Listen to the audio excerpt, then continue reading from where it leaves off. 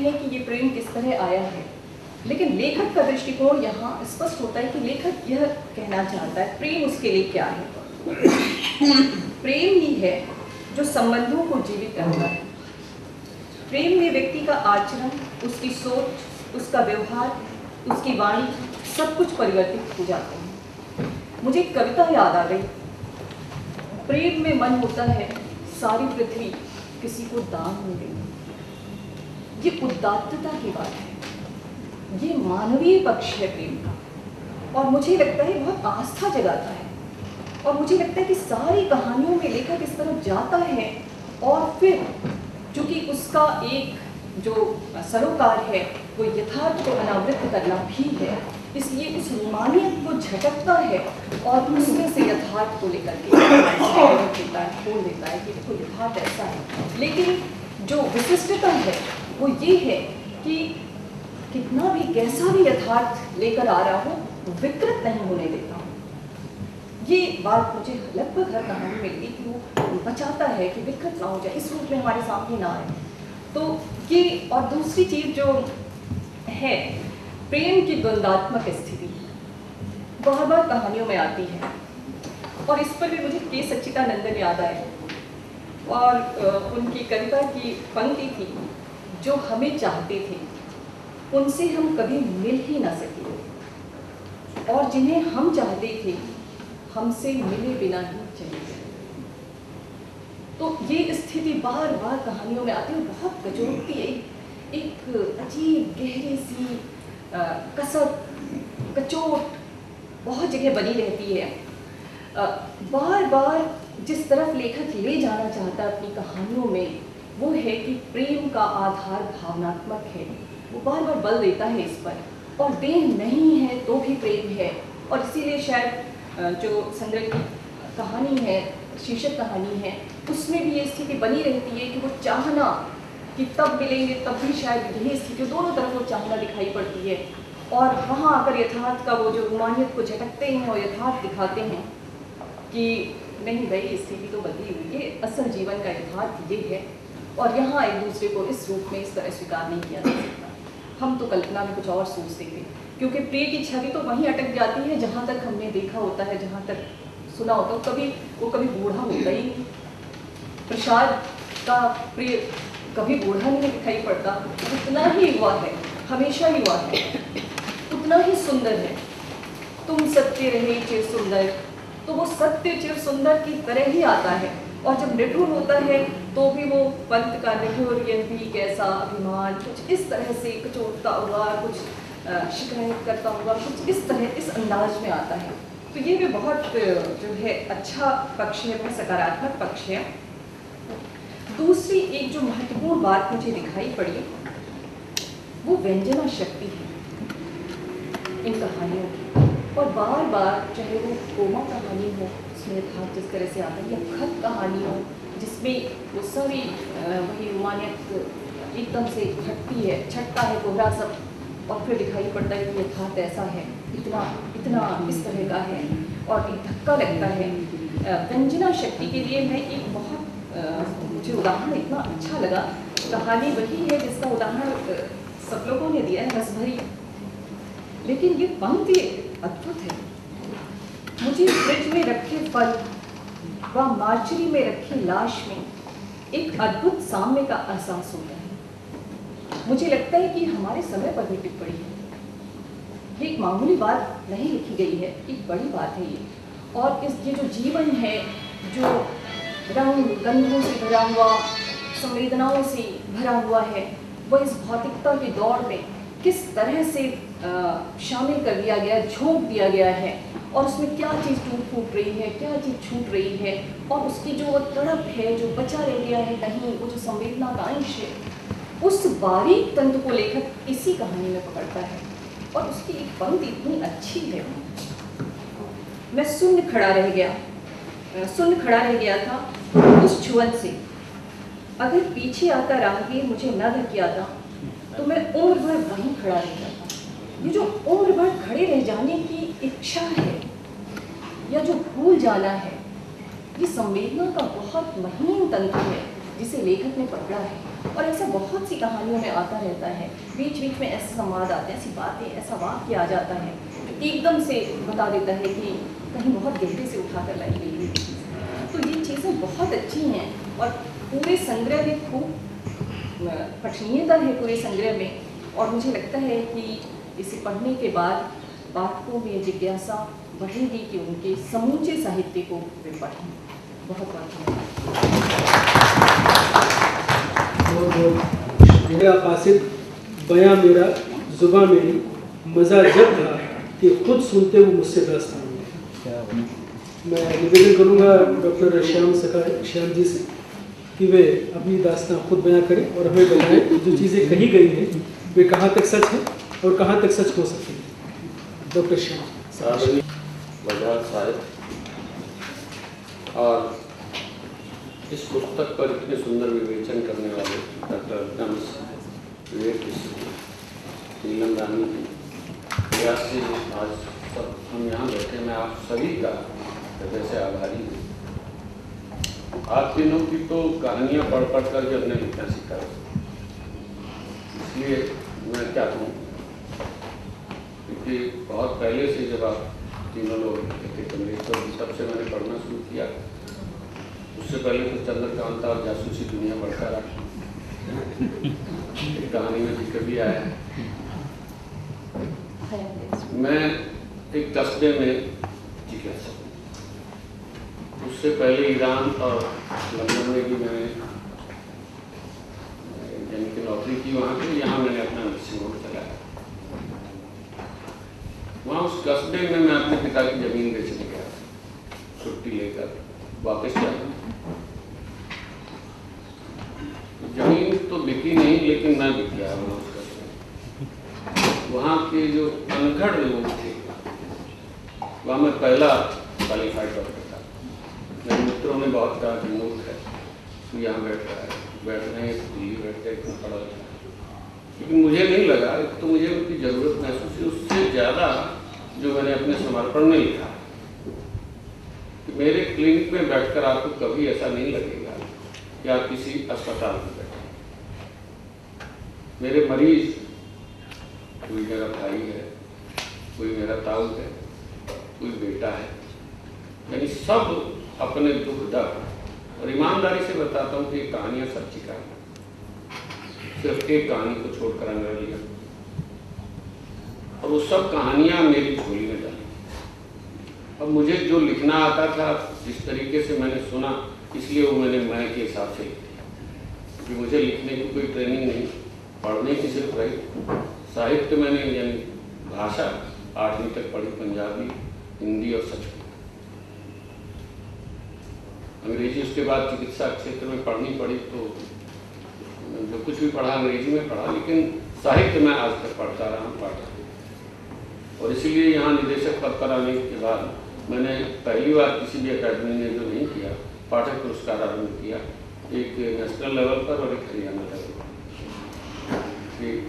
उसमें पाठक को 10 पुस्तकों की साइनोप्सिस और 25 खत जो उसने लेखक को लिखे होंगे उसकी फोटोकॉपी भेजनी पड़ेगी, तो उन्हें 21-21 हज़ार के पुरस्कार दिए जाएंगे। क्योंकि मुझे लगा कि पाठक बहुत जरूरी है। दूसरा कारण जो अभी 3 वक्ताओं ने कहा कि मैं अपना नर्सिंग होम छोड़ के आया और वो आरंभ किया, उसका मुझे लगा कि मेरी पीढ़ी दोषी है बच्चों को कैरियरवादी बनाने। हम तो बुआ के यहाँ गए, दादा के यहाँ, नानी के यहाँ गए, लोक कथाएँ सुनी। मैंने लोक कथाएँ बहुत सुनी, राजस्थान में पढ़ा। उन लोक कथाओं से ही कथा रस में रुचि हुई। लेकिन हमने बच्चों को ट्यूशन पढ़ाई, तो मुझे लगा कि जो हमारी पीढ़ी ने गलती की है उसको सुधारा जाए, और मैंने ये निदेशक पद संभाला। मैं स्कूलों में लोक कथाओं का वाचन पहले तो करवाता हूँ, उसके बाद गायन करवाता हूँ, उसके बाद कहानी की वर्कशॉप जो है वो कॉलेज में लगाता हूँ और जेलों में लगाता हूँ, क्योंकि वहाँ भटके हुए इतने युवा हैं। कई जैसे भौंसी जेल है, उसमें लगभग 2500 अंडर ट्रायल थे और सबके सब 25 साल से नीचे, तो बड़ी भयावह स्थिति। जहाँ तक कहानियों की बात है, जो अल्पना मिश्र जी ने बात कही, मैं उसी को पढ़ना चाहूँगा जो आमुख मैंने लिखा है। कि मैंने कहानियाँ लिखना कैसे आया। आप तो इसे कहानी ही मान लेंगे, क्योंकि आपने ये किताब कहानी पढ़ने के लिए ही तो खरीदी। इस तरह आप अपना वक्त काट लेते हैं, सफ़र काट लेते हैं। नींद ना आने पर भी आपको कहानी की आवश्यकता होती है। कहानी एक ऐसी चीज़ है जिसमें आप अपना सुख दुख पढ़ लेते हैं, और जो आप नहीं कर सकते वो कर भी लेते हैं। मसलन आप प्यार करते हैं या करते थे, आपकी बड़ी इच्छा थी कि आप अपनी पसंदीदा लड़की के साथ घर बसाएं, लेकिन समाज आड़े आया। कहता है आपको चाहिए था कि उस लड़की को लेकर भाग जाते। आपकी दिली तमन्ना भी उस वक्त कुछ ऐसी थी, पर आप कायर थे, क्योंकि उस वक्त प्राप्त सुविधाएं और जैसा तैसा जो भी स्थान आपका, आपके परिवार का, जात बिरादरी या समाज में था, आप उसे छोड़ नहीं पाए। अब आपको ऐसी कहानियां अच्छी लगती हैं जिसमें नायक नायिका के साथ कुछ ऐसा ही हुआ हो, यानी उसने भी प्यार किया हो और वह भी आपकी तरह कायर हो। प्यार किसी से, ब्याह किसी से और से करके कोल्हू के बैल की तरह जुता हो बीवी बच्चों की परवरिश में। या फिर उस कहानी को भी आप सहन कर लेंगे जिसमें नायक नायिका के साथ भाग तो गया, परंतु आगे चलकर उनकी दुर्दशा हुई। यानी लड़की कोर्ट कचहरी के बाद वापस माँ बाप के पास आ गई, या फिर दोनों मरीज सहते सहते एक दूसरे को कोसते कोसते बुढ़ा गए। लेकिन कहानी के कई और अंत भी हो सकते हैं जो शायद आपको सहन हो। मसलन लड़का लड़की भागे, समाज व दुनिया को ठेंगा दिखाकर बड़े आराम से जिंदगी काटने। उनका प्यार शादी के बाद भी पहले जैसा निभाया, माँ के हाथ के बुने स्वेटर जैसा निभाया। ऐसे में आप खुद को ठगा महसूस करें, यानी जिंदगी ने आपको ठगा, समाज ने आपको ठगा, उस लड़की ने भी आपको ठगा जो आधी रात लोक लाज माँ बाप को छोड़कर आपके पास आई थी, और आपने जब भाग चलने से इनकार कर दिया था तो चुपचाप अपने घर जाकर सो गई। फिर माँ बाप द्वारा पसंद किए गए अपनी जाति व हैसियत के बंदे की पत्नी बनकर दूसरे शहर में रह रही है, और वो जब भी शहर में आती है तो उसका भरा भरा बदन आपकी यादों के जख्म को कुरेद जाता है, और आप जमाने को बेवफाई की दुहाई देने। और तो और ऐसे सुखद अंत की कहानी लिखने वाले लेखक ने भी आपको ठगा, आपके सोए अरमानों को ठेस लगाई। उसको क्या हक था ऐसी कहानी लिखता? अब मैं जो कुछ कहने जा रहा हूं वह ऊपर लिखित कहानियों में से भी हो सकता और अलग भी। यह आपकी मर्जी है कि आप इसे पढ़ें या न पढ़ें, क्योंकि अगर आपको कहानी पढ़कर कोई ठेस पहुंची तो उसकी किसी भी प्रकार की जिम्मेदारी से मैं पहले ही मुकर रहा। कहानी के आरंभ में लिखना मेरे लिए लाज़मी, क्योंकि मैं खुद ऐसे हादसे से गुजर चुका हूं, और अपने दोस्तों को भी मैंने कथाकारों को कोसते गाली देते सुना। एक आदमी तो गुस्से में आकर किताब ही दीवार पर दे मारी। तो हुजूर आप अपने रिस्क पर मेरी कहानियां पढ़ें। कहानी मेरी अपनी है, मैं जानबूझकर ऐसा कह रहा हूं, क्योंकि मैं ऐसा नहीं भी कहूंगा तो आप ऐसा ही मानेंगे।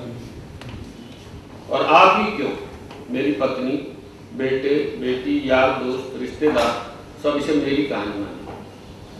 हालांकि कहानी में मेरी सिर्फ इतनी है कि इस कहानी के पात्रों की जुबानी मैंने सुनी है, यानी किसी एक पात्र की जुबानी, पर मैं इसे अपनी कहानी कहकर और इसी शैली में लिख रहा हूं, क्योंकि दूसरी शैली मुझे नहीं आती। कहानी कोई खास अजीब नहीं है। हाँ, कहीं कहीं आप घिनौनी कहेंगे, जैसा कि आमतौर पर लोग ब्लू फिल्म देखकर एंजॉय करते और बाद में शराफत का लबादा उड़कर कहते हैं। मैं एक अफसर हूँ, कहानी शुरू करता हूँ। मैं एक अफसर हूँ, शुरुआत रोमांटिक है। चलिए मैं से रोमांस निकाल देता हूँ। मैं एक शादीशुदा बाल बच्चेदार अफसर, यही 40-45 के करीब उम्र का, बालों की सफ़ेदी को रंग कर थोड़ी बहुत डाइटिंग तथा कसरत के बल पर अपने आप को जवान मानता रहता हूँ। कुछ चमचे किस्म के लोग जो अक्सर अफसरों को हर शहर में मुहैया हो जाते हैं, सर लगता नहीं आप इतने सीनियर हैं, कहकर मेरे अहम की पुष्टि करते हैं। मेरा आपसे एक वायदा हुआ था कहानी का, तो पूरा करना पड़ेगा। अब तो चाहे सचमुच मुझे अपनी ही कहानी कहनी पड़े।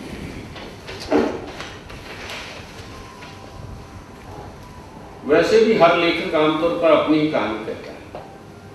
अपनी कहानी से मतलब हरगिज न निकाले कि वह कहानी का नायक होगा या नायिका होगी। वह कहानी का कोई भी पात्र हो सकता है। कई बार तो वो कहानी के सेट पर रखी कोई बेजान कुर्सी, मेज, दीपक या पीकदान तक हो सकता है।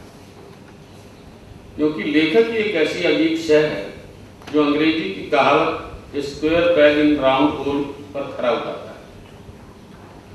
लेखक गिरगिट की तरह रंग बदलता है, विदूषक की तरह चोले और नर्तकी की तरह मुद्राएं भी बदलनी पड़ती हैं लेखक। परंतु फिर भी कहानी या रचना प्रमुख रहती है और लेखक गौण। लेखक हर किसी की खुशी व दुख दर्द को महसूसता है, जख्म खाता है, रिश्ता है, ऊपर से निर्विकार दिखने का प्रयास करता है। वह जितना निर्विकार, जैसा अल्पना मिश्र जी ने भी पढ़ा है, निर्विकार दिखने में सफल होता है, उतना ही सफल लेखक बन सकता है। वैसे निर्विकार होना इतना सरल नहीं है जितनी सरलता से मैंने इसके बारे में लिखा और आपने पढ़ भी। इस निर्विकारिता को प्राप्त करने के लिए लेखक को स्वयं को खोना पड़ता है, और स्वयं को खोना कितना दुखदायी होता है ये जानना समझना तो बड़ा कठिन है। क्यों? अगर आपने स्वयं को खोने की कोशिश नहीं की है तो इसलिए कि स्वयं को खोने के लिए पहले स्वयं को तलाशना पड़ता है, और स्वयं की तलाश एक लंबी, उबाऊ और संभवतः अंतहीन सुरंग है जिसमें अथाह अंधेरा है। दरवाजे पर खटखट होती, कौन आ गया? लगता है आज भी कहानी का वायदा सिर्फ वायदा रह जाएगा, पर मायूस न हो सकता है कोई कहानी दरवाजा खटखटा रही।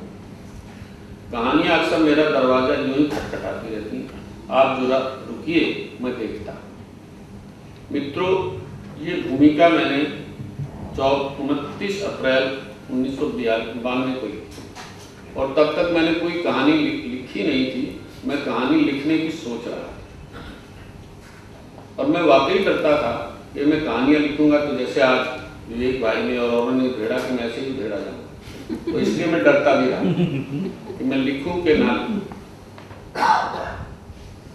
तो ये मैं इसके बारे में 2-3 कविताएं आपने या अल्पना जी ने पढ़ी और कुछ शेर भाई ने सुनाए, तो मेरे कुछ और शेर हैं जो मोहब्बत पर, इन्होंने कारोबार की बात की। तो उसका मतलब था कि वक्त कब किसका इंतजार करता है, वक्त मिलते ही वक्त हुआ करता है। और हैं तिजारत में फायदे बहुत, मगर इश्क में कौन कारोबार करता है। फिर वो जो इसमें आया था अफसर बूढ़ा हुआ, उसके लिए था कि उम्र चांदी हो गई पर दिल जवान है दोस्तों। उम्र चांदी हो गई पर दिल जवान है दोस्तों, आज भी मुझ पर मोहब्बत मेहरबान है। और कौन सोया है यहाँ कैस रांझा या सरकार, रोज ही इस कब्र से उठता हुआ है। और एक और से उसके बाद करने करूँगा, उसका मतलब है कि जिंदगी में बस खुशी हो ये जरूरी तो नहीं, गम जो कल था आज भी हो ये जरूरी तो नहीं। और जो विभिन्न वो देखें उसका दो शेर है कि मेरे घर में घूमता रहता है दिन भर एक चांद, मेरे घर में घूमता रहता है दिन भर एक चांद, चांद भी हो रात भी हो ये जरूरी तो नहीं। और जिस रसभरी कहानी का जिक्र किया वो एक शेर में कि प्यार होता है सभी को जिंदगी में एक बार, प्यार होता है सभी को जिंदगी में एक बार, प्यार का इजहार भी हो ये जरूरी तो नहीं। बहुत बहुत शुक्रिया श्याम जी। तो कहानी के बारे में तो आपने हमें बताया, और ये तो वाकई में बहुत चमत्कृत करने वाला है कि आपने भूमिका तब लिखी थी जब ये कहानी आपके जहन से निकल करके कागज़ पर नहीं आई थी, और आपने जो अशार सुनाया उसमें एक अमीर की ज़मीन भी निकल आई, ये धुआं सा कहाँ से उठता है, देख तो दिल की जान जहाँ से उठता है। तो बहुत अच्छा लगा आपको सुन करके। और आपने एक मिनट जी मित्रों, मैंने जो है मैं दो मित्रों को और आभार प्रकट करना चाहूँगा। एक तो आदरणीय सत्यवती, क्योंकि मैंने सुना था और मेरे साथ भी हुआ कि अक्सर प्रकाशक सालों लगा देते हैं, लेकिन ये मेरी पुस्तक मात्र 4 महीने में उन्होंने छापी, इसका आपको मिला, तो मैं उनके का बहुत आभारी हूँ। और आज के आयोजन में अमरनाथ अमर जो मेरे मित्र हैं और अजय नावरिया ने जो मेहनत की है, मैं यहाँ दूल्हे की तरह आया हूँ, मुझे कोई काम नहीं करना पड़ा, कुछ नहीं संभालना पड़ा, तो मैं इन दोनों का हृदय से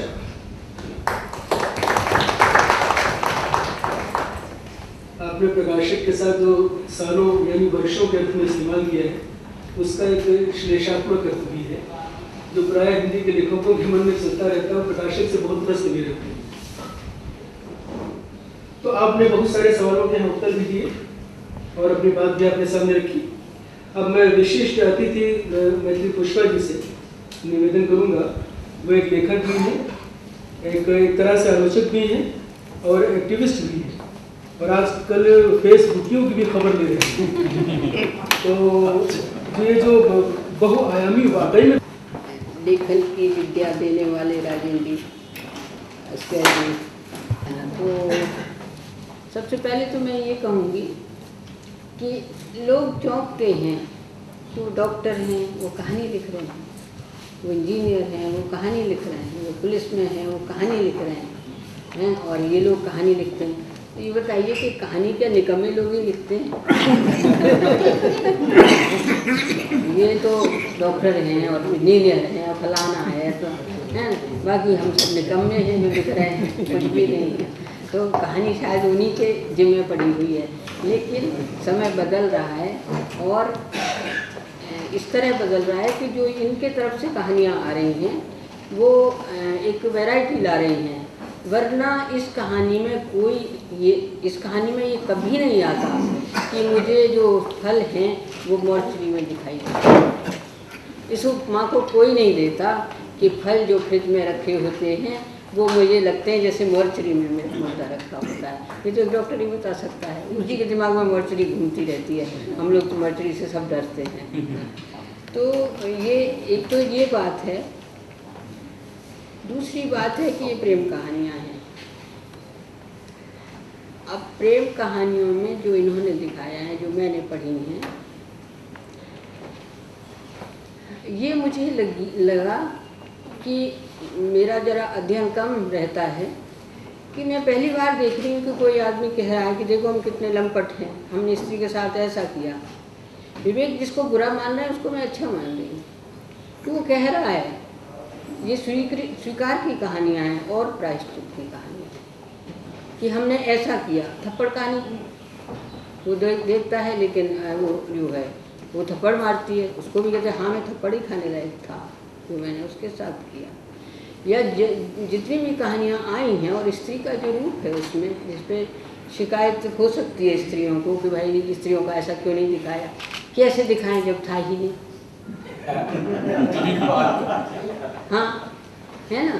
अब ये कहते रहे कि नहीं नहीं हम तो बड़े अच्छे थे प्रेमी, ये गलत बात है ना। तो उन्होंने सच बोला है, इसके लिए मैं उन्हें बहुत मुबारकबाद देती हूँ कि स्त्री विमर्श पर हम पे इतने प्रहार हो रहे हैं कि पूछिए मत।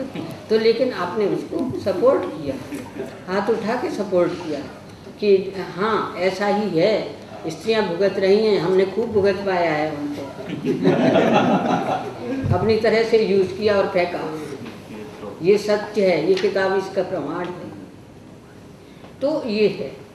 जहाँ तक प्रेम की बात है, और मैं समझती हूँ तो प्रेमी तो हमेशा किशोर ही होता है, वो किसी भी उम्र में हो वो किशोर ही होता है।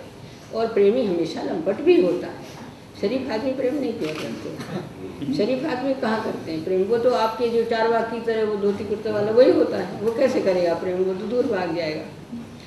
लेकिन उसकी लंपटता को स्त्री कैसे हैंडल करे वो अभी तक नहीं था आ रहा कि वो कैसे हैंडल करेगी उसको और प्रेम के रास्ते पे कैसे लाएगी उसको, क्योंकि इन कहानियों में लाई नहीं प्रेम के रास्ते पे। उड़ाने ताने तो खूब मारे उसने, लेकिन एक रणनीति वो भी होती है कि जो उसको प्रेम के रास्ते पे ले आती है। अब हम लोग जो लिख रहे हैं हम वैसी कहानियाँ लिख रहे हैं जो उन्हें घेर बटोर के चल इधर, तो ये है। तो वो कहानियों का रुख भी बदलेगा, तेवर भी बदलेंगे, और जो आपने लिखा है वो अपनी तरह से लिखा है, जो हम लोग लिखेंगे अपनी तरह से, जो आज के लड़के लिखेंगे अपनी तरह से लिखेंगे, क्योंकि आज का प्रेम वो घोषित कर चुके हैं लड़के कि आज का प्रेम तो ये हो रहा है कि मोबाइल से किया कि चल तू आ जा, तो नहीं आ गई तो बहुत बढ़िया, नहीं आई तो चल तू अपने रास्ते जा। ऐसा पहला प्रेम नहीं होता था जो आपने लिखा है कि वो आज तक याद है। वो प्रेम ही क्या जो याद न रह जाए। मैं नहीं मानती कि प्रेम होता है और याद नहीं रहता। प्रेम तो वही होता है जो याद रहता है। आपको रसभरी देख के प्रेम याद आया, हमें तो हर रात और हर दिन प्रेम याद आता है। शादी तो दूसरे से हो गई है, लेकिन प्रेम याद आता है। जो किशोरावस्था में हुआ था उसको नहीं भूलते। नीरज से मैंने, कभी नीरज हैं, उन्होंने प्रेम के गीत बहुत गाए हैं।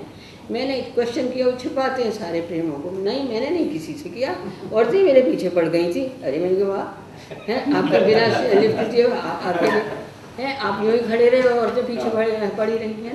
नहीं नहीं, वो बिल्कुल यही बातें कहेंगे। मैंने कभी किसी स्त्री से वो नहीं किया, वो सारी मेरे पीछे पड़ी। तो मैंने कहा क्यों छिपाते हैं, क्या डर लगता है? और छिपा के आप प्रेम को अपराध बना रहे हैं। जब हम प्रेम को छुपाते हैं तो अपराध बनाते हैं, क्योंकि डर के मारे बहुत सी चीज़ें, अच्छी चीज़ें अपराध बना दी जाती हैं।